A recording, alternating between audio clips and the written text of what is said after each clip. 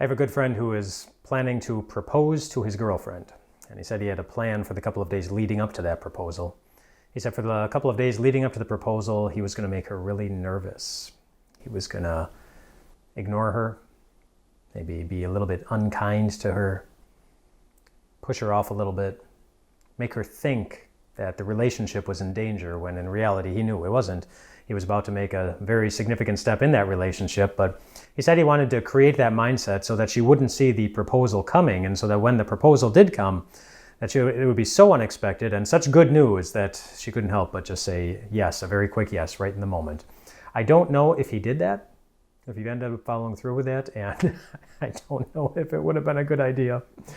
But regardless, you had two different perspectives. So if he would have done that, they're both, in a sense, suffering through the same frustrating days of, it's like the relationship isn't at its happiest. And she doesn't know that it's going to turn out well in the end. But he does. Which of those two people do you feel like most often as you wait? We get both perspectives in Joshua chapter 8. So in Joshua chapter 8, they're carrying out their plan to take Ai, and it was a good plan. God told Joshua, take 30,000 of your soldiers, separate 5,000 of them, and send them behind Ai while nobody's looking, and have them hide out for a day in a place where nobody's going to see them, and just tell them to stay there, hidden. And then the next day, Joshua, take the other 25,000 soldiers and approach Ai as if you're about to attack them. When the people of Ai see your army coming, they will be so excited to defeat you again that the entire army will come rushing out of the city, leaving the city entirely empty and vacant.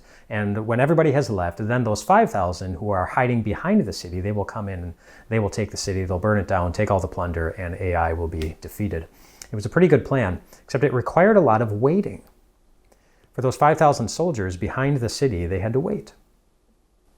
Stay still.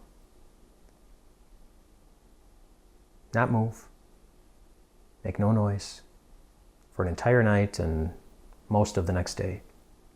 Except they waited with confidence. Like, we know what the plan is. We know it's going to work.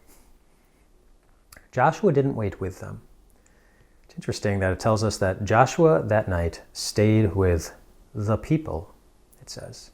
It doesn't say he stayed with the rest of the army, the 25,000 he was going to lead the next day. It says he stayed with the people.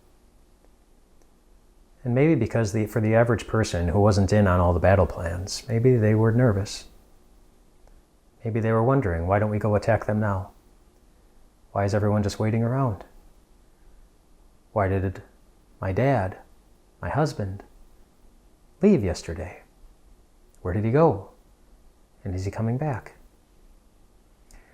We don't know what was going through their minds. We only know that Joshua felt compelled to stay with the people that night as they waited. And maybe to give them the same perspective that those 5,000 soldiers had, the one that says, we have to wait for a little bit, but it's going to be okay. The victory given to us by God Himself, it is still coming. And that is the same perspective that God allows us to live with as Christians, as His children. Having already been purchased by the blood of Jesus, already belonging to the family of God, having seats already prepared for us at the feast of heaven. We know it's coming. But for now, we wait. We wait through good times and bad times, through smooth times and difficult times, through comfortable times and painful times, through good relationships and ones that break our hearts. We wait through life. We wait through death.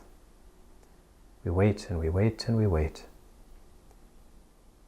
But like the Israelites, we wait for a victory we know is coming.